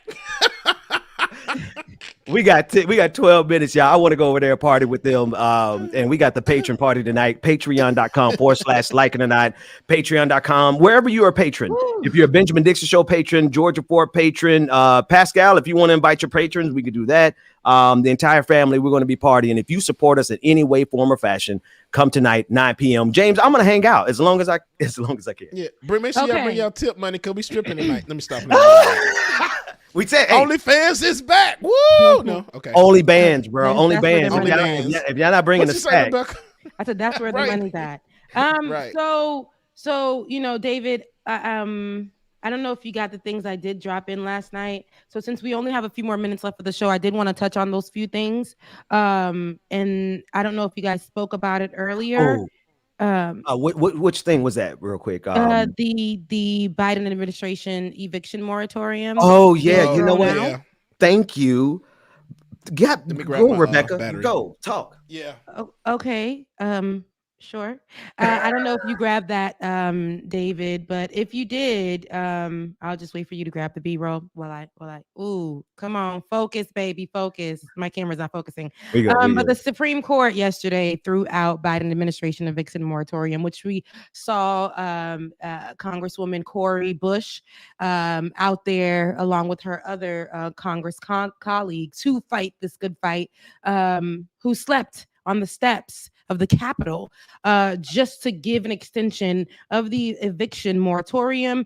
But on Thursday, the Supreme Court blocked the COVID-related eviction moratorium, saying Congress was on notice that a further extension would almost surely require new legislation, yet it failed to act in the several weeks leading up to the moratorium's expiration. The court wrote in an unsigned 8-page opinion saying, if a federally imposed eviction moratorium is to continue, Congress must specifically authorize it. The 3 liberal justices dissented publicly, citing the spike in COVID-19 cases and the Delta variant. This latest round of litigation was prompted by a version of the moratorium rolled out by the U.S. Centers for Disease Control, CDC, and Prevention on August 3rd, days after the last iteration of the moratorium had expired. Listen, all of that to say, America doesn't care about the people. No matter if the eviction moratorium was for a day or 2 or 3 or a month or whatever, somebody tried and somebody gave it that extra time. And that was Cori Bush and her colleagues. People were sitting out there and saying the importance of people who are homeless now because of what COVID did, or people who are to be homeless because of this COVID that has been taking over our country. Right? The world, but specifically here in our country and how we run things, they do not give a damn. Now I know that for a lot of people, I know the conversation has been had, and I know that on the show we've talked about how people might be taking advantage or whatever the case may be, but the amount of people that are taking advantage compared to the amount of people that are actually homeless, I believe. That's right. That's right. It doesn't, let's really look at the numbers, right? I believe there's so many more homeless people who have been affected and people who are to be homeless who because of them losing a job during COVID, them not even being able to get any unemployment because of some kind of rule, right, during COVID-19 that wouldn't allow them to get that. And so some people have been homeless, jumping home to home, living with family members, probably putting them in danger. So much things going down the line. And, people like Ayanna Presley, like I said, Ilhan Omar, who have AOC, Cori Bush, like they've been out there fighting for people to still have this. And for them to do that, to say that it passed for a few more months before the end of this year, to now the Supreme Court stepping in, the Supreme Court, y'all, to say that there wasn't enough. So people's lives don't matter. And y'all have to do a little more to explain why we need to make this a thing, like why we need to extend the eviction moratorium, why it's important for people to be in homes. I don't see how much more than that sentence enough. People shouldn't be homeless. People should not be homeless, especially during this pandemic. I don't see why people's lives do not matter to the Supreme Court, and why they can literally just say, listen, Biden and them, listen, Cori Bush and all y'all, I know y'all slept for 5 days. That ain't nothing. People are just going to be homeless. That's part of the American dream. What's your girl name that's in the Supreme Court? That was Amy Trump's Coney pick. Barrett. Amy Coney Barrett, right? Yeah, that's his pick. Merrick Garland. No, I'm sorry, Merrick Garland is the one that they held up. Neil Gorsuch. What's the one that likes beer? Brett Kavanaugh and Amy Coney Barrett. There are 3 appointments made by Donald Trump, and they are 3 votes that sided on the side of ending the moratorium. Rebecca, thank you so much for bringing that up, because I saw that article right before the show started, and I wanted to make sure that we didn't forget it. And here we are at the end of the show, one of the most important articles of the day, stories of the day. It is the impact that the Supreme Court has on our lives. And I just got to say this, there are people out there like Jimmy Dore, who said that the Supreme Court picks in 2016 wouldn't matter. Well, here we are today. People are going to be homeless because of this decision by the Supreme Court, who Donald Trump had, the -45, had the last 3 picks. It was a 6-3 decision. You can do the math, or maybe you can't, Jimmy. The other side of this is these are the same people who are telling us that we should go and buy ivermectin, the horse dewormer. You got people all over Facebook literally crapping their pants and going to the hospital, dying because they're listening to the same people who told us that the Supreme Court didn't matter. And now not only is COVID-19 spread it uncontrollably, and you morons are taking dewormers, now a whole lot of Americans are not going to have a place to stay, literally because of what happened in 2016.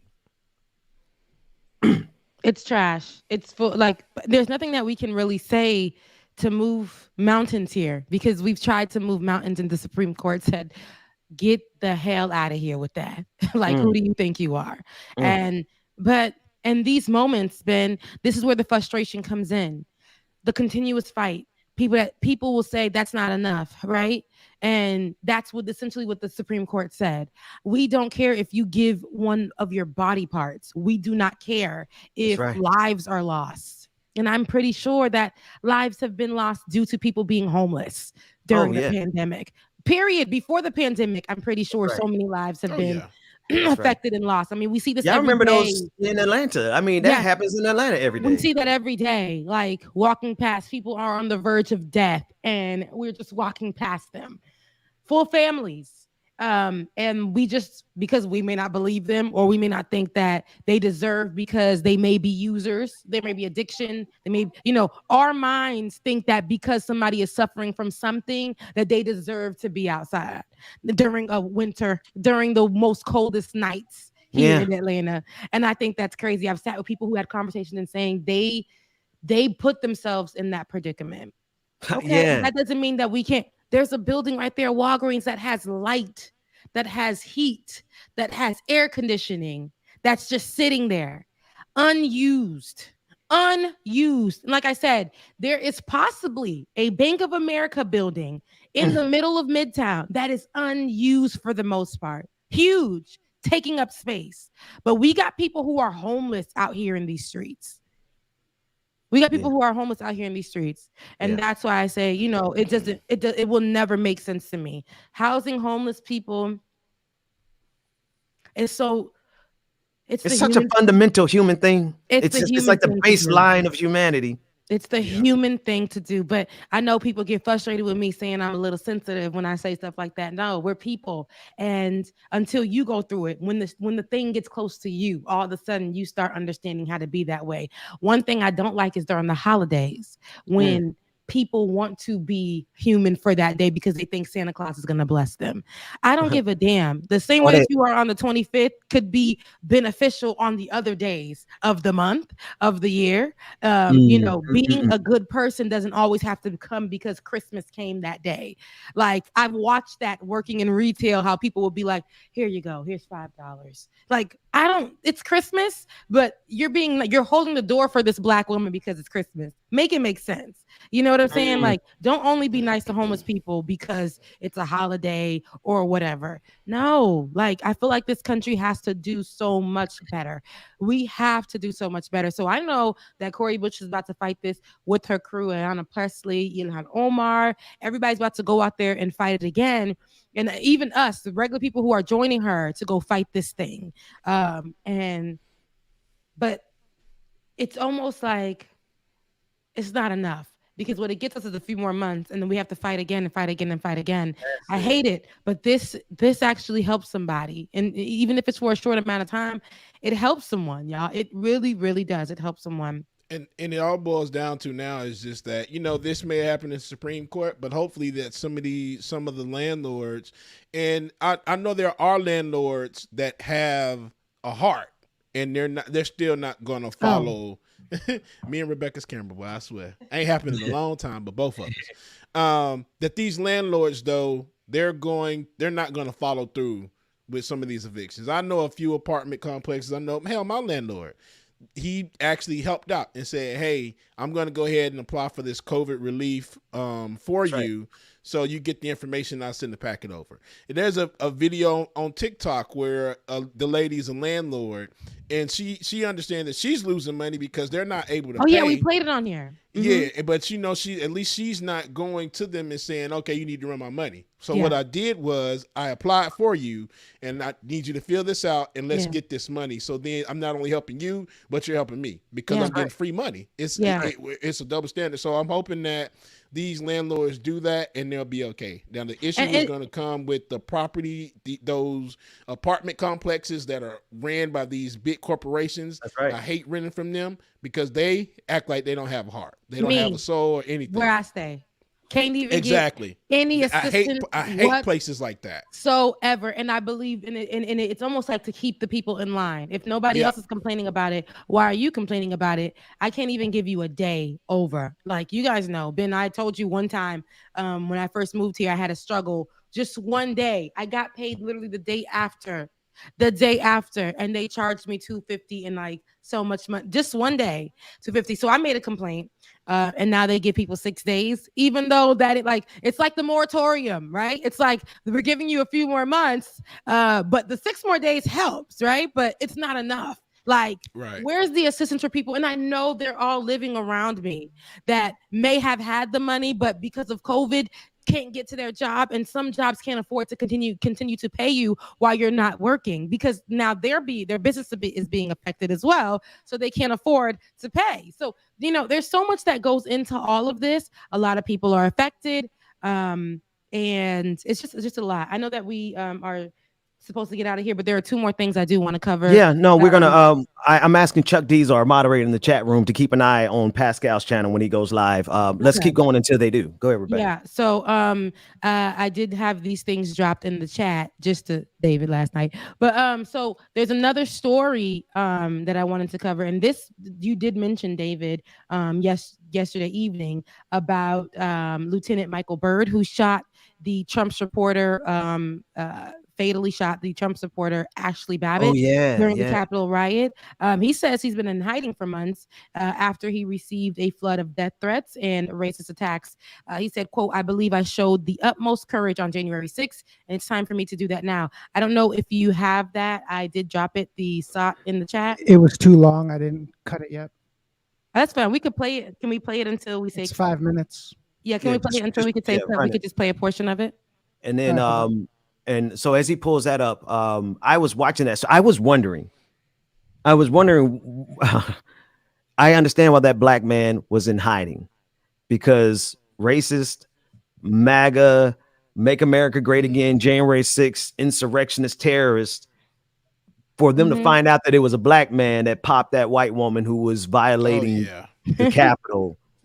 I understand why he was hiding. Hey, I know First of all, when I watched that video, y'all, I didn't even realize he was black in the beginning. Like, all I saw was her getting shot.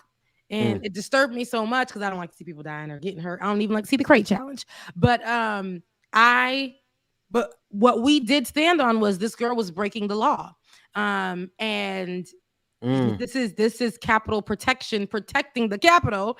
And stand back, sis. Right. Or I will have to shoot you.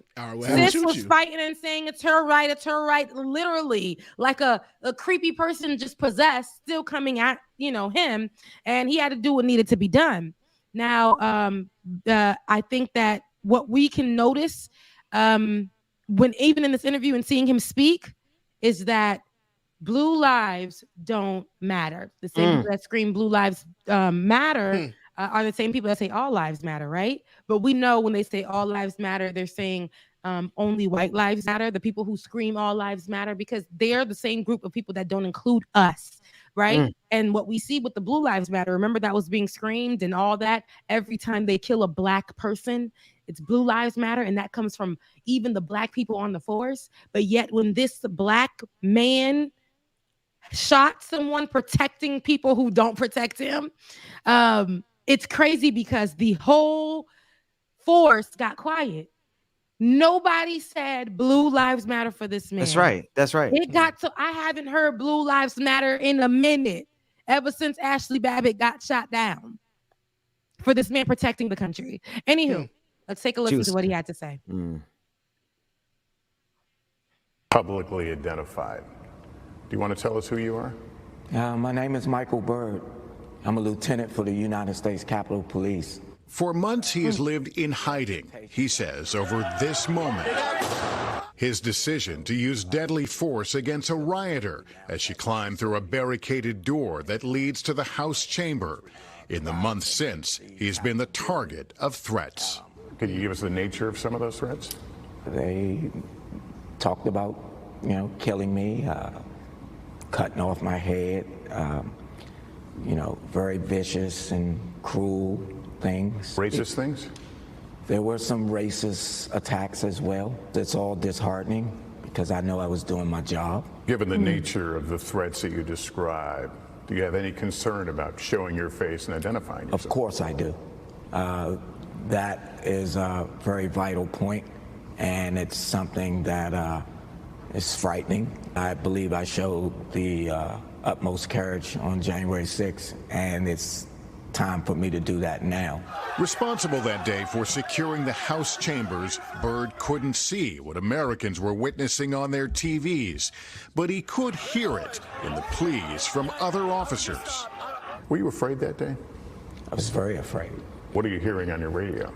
I'm hearing about the breaches of different barricaded areas, officers being overrun, officers being down. Did you ever hear a call or a report of shots fired during any of this? As a matter of fact, I did. There was reports of shots fired through the house main door onto the floor of the chamber. Later, those reports would prove to be false. This video captures Byrd instructing members of Congress to don gas masks. We had a disbursement of tear gas in the rotunda. Please be advised there are masks under your seats. He says officers barricaded the door, what he considered the last line of defense. I had been yelling and screaming as loud as I was, please stop, get back, stop. We had our weapons drawn. There's a gun! There's a gun! Byrd, only his hand and gun visible, targeted a figure trying to climb through a window. Were you wavering? I All right, was so yeah. as we can see and as we hear, Lieutenant Byrd, and he said he's a lieutenant, so he is over, a certain amount of crew for Capitol Police, right? And it's crazy. David says the police did exonerate him, but what's crazy? Yeah, what's crazy is that he had to go into hiding. That's right. We didn't see all of those officers who killed Black people on the street for target practice. We don't see them go into hiding. What we see is they get protection over their homes, and they become celebrities. Some of them, and they write books, and That's right. all of those things happen for them. But Lieutenant Byrd was trying to protect all of these people who every day sign orders or laws or back laws and things like that don't protect him. And the day that he's doing his job, he does his job every day, but the day that he's put to the test to show his love for America, to show how he will protect and do what he needs to do his actual job and protect the Capitol. The day he does that. I mean, I'm be honest with you. We pray and protect this brother too. You know what I mean? Because they coming after this man. Yeah. He's supposed to reveal himself. That's why I was like, oh God. I didn't even notice he was a Black man, Ben. I promise you. I did not even notice he was a Black man. But the day he decided to save America, he did that. He's the police officer that did that. The day he decided to do that, he had to back up and be like, I got to protect me and my family. I got to protect myself, even though I chose to protect the Capitol. That was my job. Protect the Let me Congress ask y'all a people. question, and I want to ask the audience a question too, and maybe we'll do it as a poll. How many of y'all think that if these officers, these Capitol Police officers, didn't barricade the door and stop those people from coming in, how many of you think that January 6th would have ended peacefully? You think these people who were banging on doors and assaulting, and it didn't end peacefully, even without them getting into 5 people died. So for all these, the family attorneys of the Babbitt, of Sister Babbitt, who's dead, are like, oh, well, she was not a threat. No, every single one of you is an existential threat to this country. And so this man did what he had to do, but because he protected this country, he now had to go in hiding.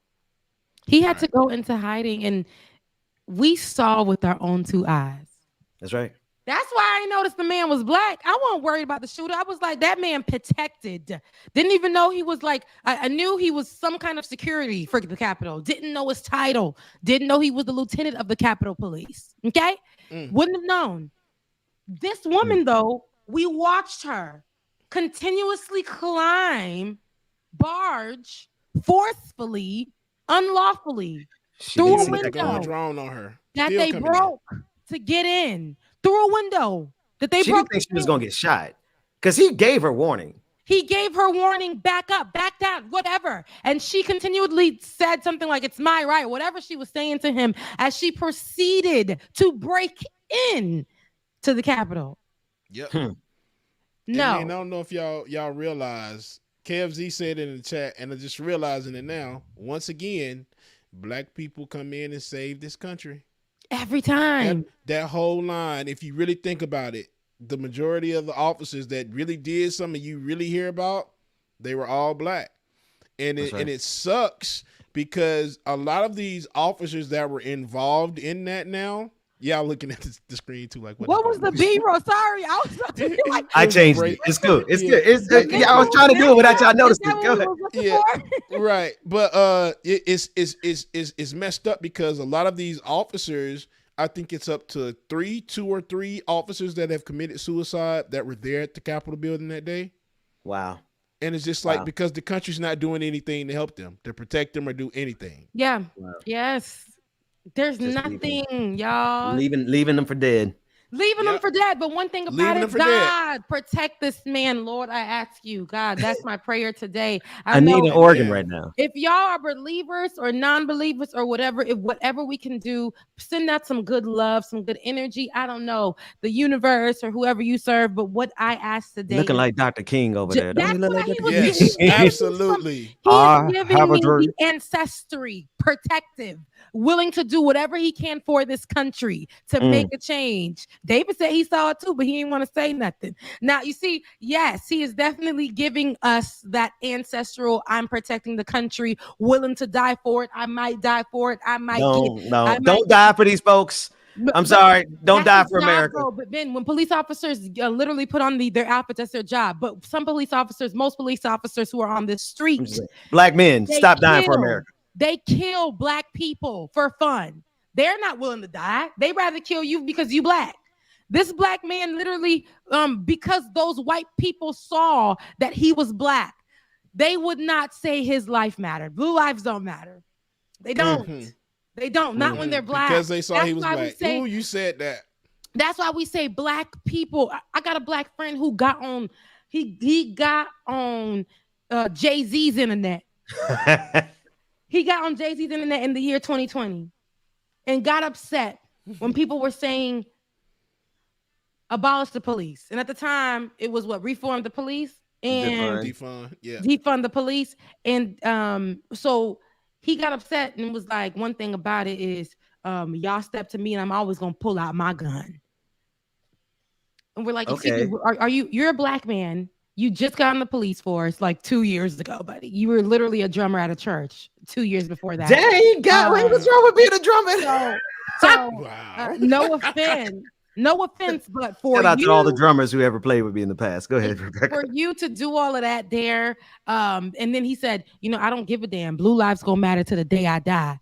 You could die tomorrow. Those men that are serving next to you, right? The police officers. A black man said that? Oh, a black Haitian man. Haitian man. And he literally told everyone that he will whoop their ass. No, he did say that. He said that I will fight all of y'all telling me that blue lives don't matter. Blue lives matter, thin blue line, all of that. And I said, this is the same man about 2 years ago who was in that protest for Corey in Palm Beach. Oh, he was there? Yes, he knows him.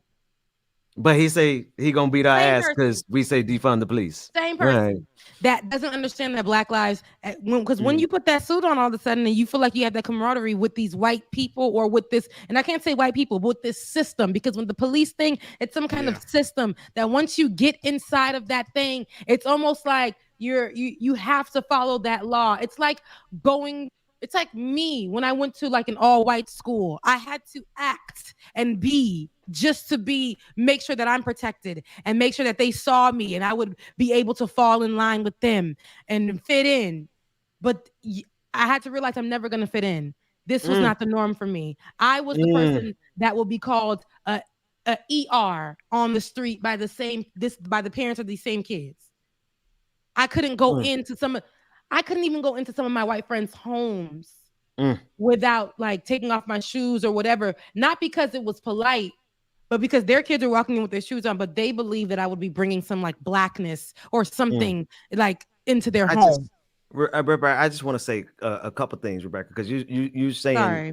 No, you're saying I mean, what you're saying is so true. I just want to add to it. Not for real. I was gonna say, Rebecca, you'd be having so much to say. You really got to get here on time so you can say it all. I was on time this morning. I had my battery. My battery was not charged, and that's what my issue was. Rebecca, girl, you ain't got to do that because at that time it was 1,000 of us on the screen. Because So when I got on here, I was like, "Who are all these people?" Look, we had just started. I'll be selling out, don't I? I'll be selling the hell out. James, you know good and damn well, James. You know good and damn well we extended it because she wasn't here yet. Come on now. Come on, no, but how about the extensions be like 2 minutes, or whatever the case may be this week. They have been like 2 to 5 minutes. They have been. But no, because you got so much important stuff to say, Rebecca. You're a source of knowledge, wisdom, empathy, and brilliance. And we're out of time. What y'all tried to do on today's show was cut it, and I and I love Pascal. I said it in the chat. I accept you. I'm trying to go, in like it or not. But you too, David. What y'all tried to do was get. Hold on now. What y'all tried to do was give the stories that were cute. But I did drop some stories that I really wanted to talk about today. And those important. Thank you again, because I wanted to lead today with the eviction moratorium, because that's the most important story in the country right now. There's going to be a lot of homeless people in a few days because of that decision. So thank you for covering that. I just hope not. And I thank just you, really David, hope that it goes good. I hope so too, for sure. And thank you, David, for always, when I don't drop stories, you always have stories for me. So don't feel like I'm coming for you, because you always hold it down. Okay. You always hold it down. Now, see, sister, if you would do what you are required to do by the universe and by our ancestors, we would not need a white man to come in and insert himself into our conversation. I like our white man, because he allows me to get my job done after this too, and get some rest in the morning. So thank you, white man. I love you. I want your thoughts on not two Rebecca things. thinking the white man on the street. Clip that portion. All right. So, did you guys see the PlayStation Fortnite MLK thing that they're doing now? No, it looks. I don't know if I want to see that. What the hell?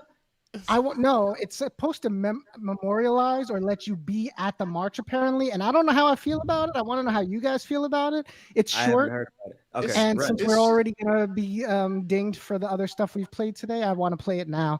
Okay, let's see what you guys think. It's Fortnite. It would be fatal for the nation to overlook the urgency of the moment. Now is the time to rise from the dark and desolate valley of segregation.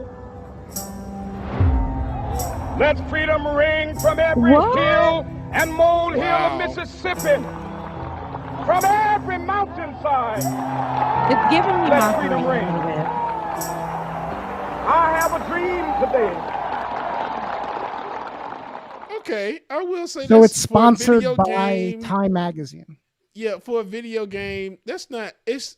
I would say that's. I'll go see only it. Because, yeah. Only because Fortnite has what happened. Oh, okay. Only because Fortnite has like millions upon millions of people that play the game.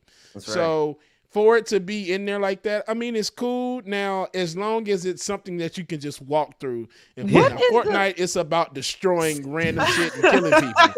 So hopefully it's just like a memorial that you can just walk through. No. So here's the thing about it, though. I just need to point this out to everybody. I know right now, like, being flamboyant, whether you're gay or whether you're not gay, flamboyant can go on both sides of it.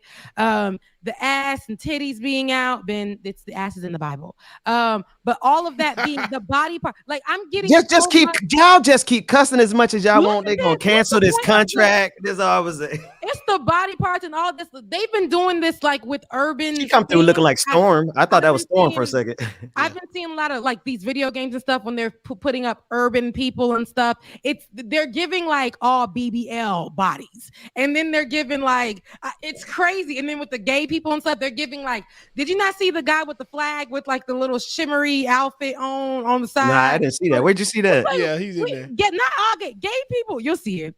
It's like, but I guess it's part of the game. I've never played Fortnite. It's just these are all character generated. People generate their own characters. So it's like that's not part. In your avatar to be whatever. This one right here. Dang. I like the shirt though. In a week. I mean, twice in the show. What the hell? But I said, but why I gotta give all of that? But like I said, guys, if this is what the game does show, it does show. But not everybody got the BBL.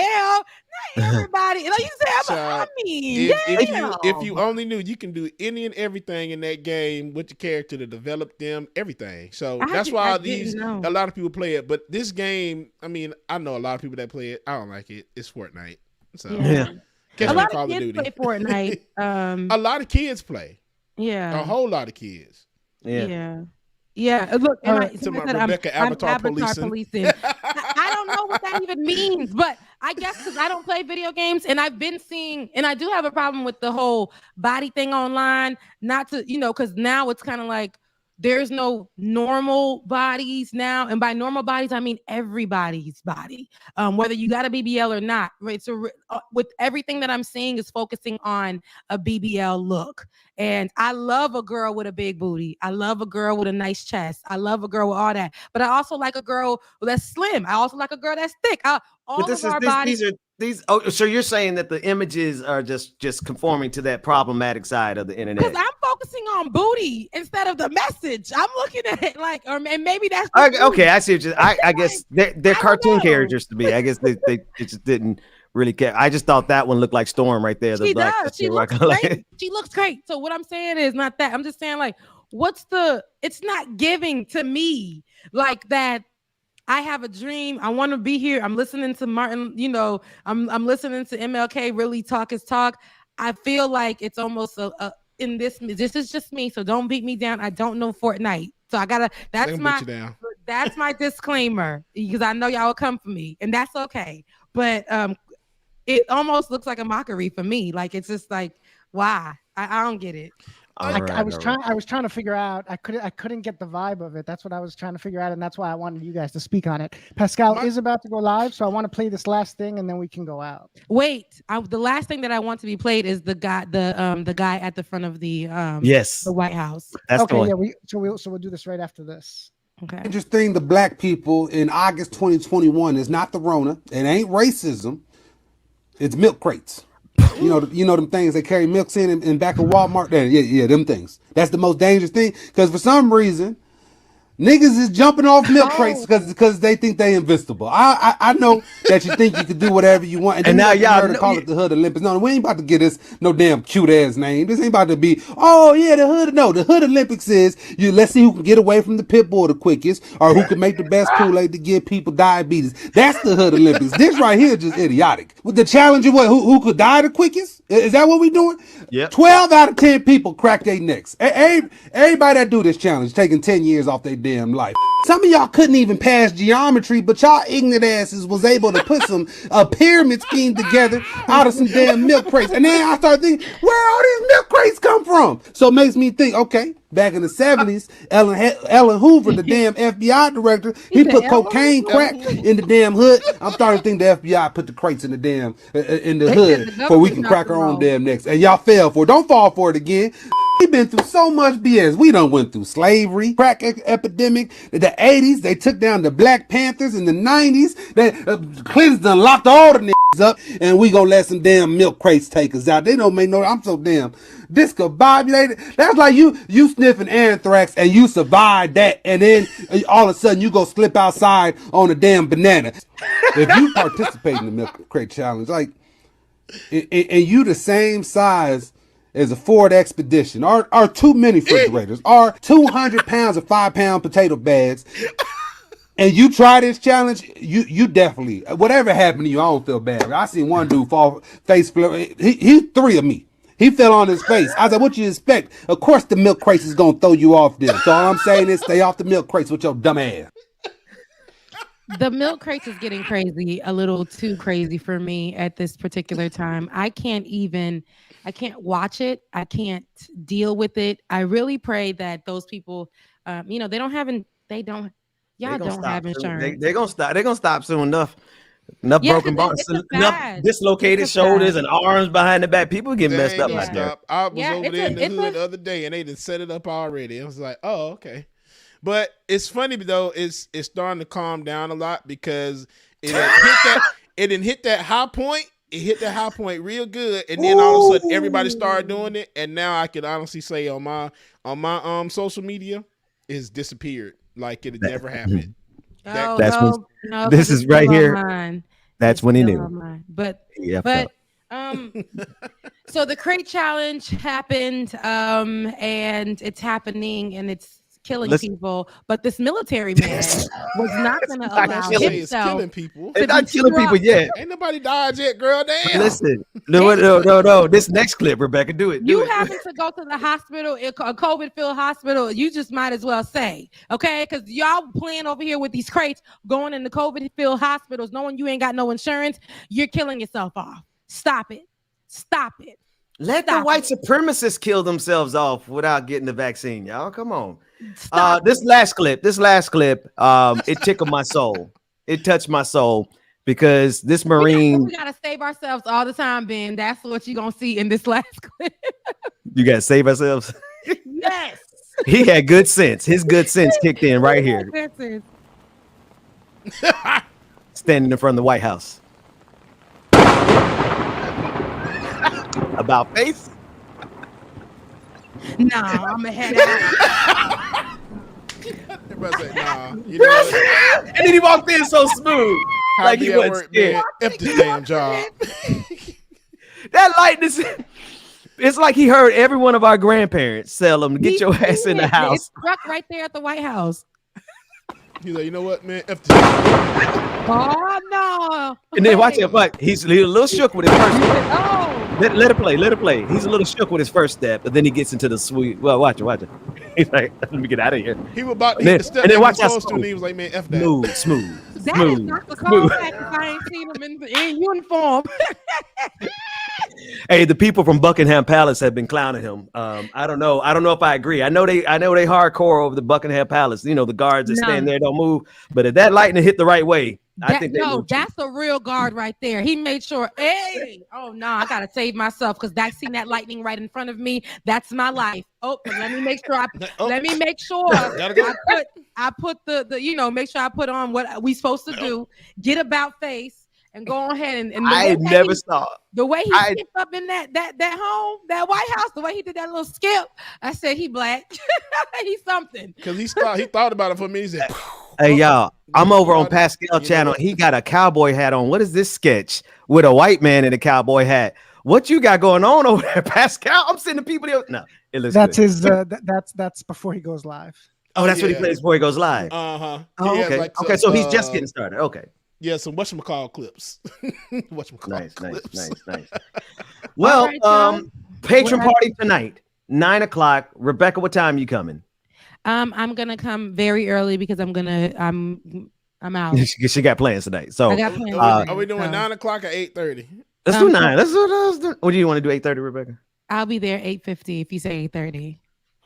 So let's do 9:00. Because then you had a conversation beforehand. So and then I could be dressed to go to wherever I'm going. Possibly. You don't need to be going nowhere in the Delta variant. But I'm gonna mind my business. I'm gonna stay in my lane. She's negative, but she's just gonna be, out and not in the streets, but you got your test back. Good. In the cheat streets. I'm just kidding. All right. So those crab legs, the crab legs not tomorrow. The cheat streets, girl.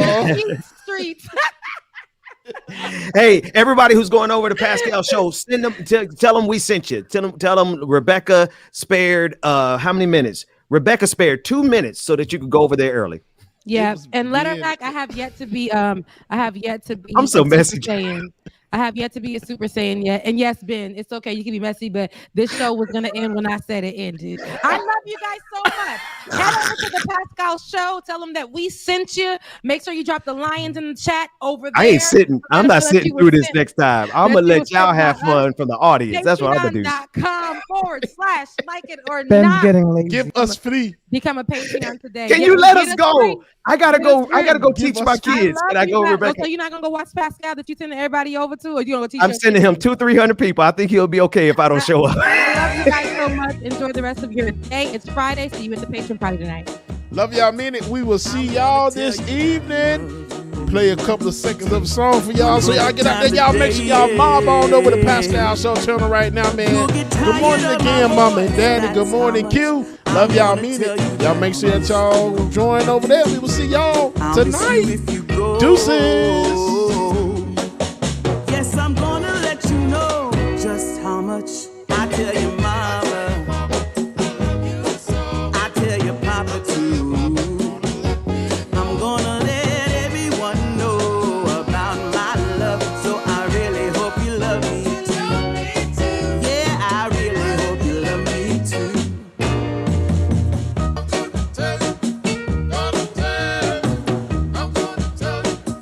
I'm gonna tell you that I need you. I need you every day. You'll get weary of my touch. That's how much I'm gonna tell you.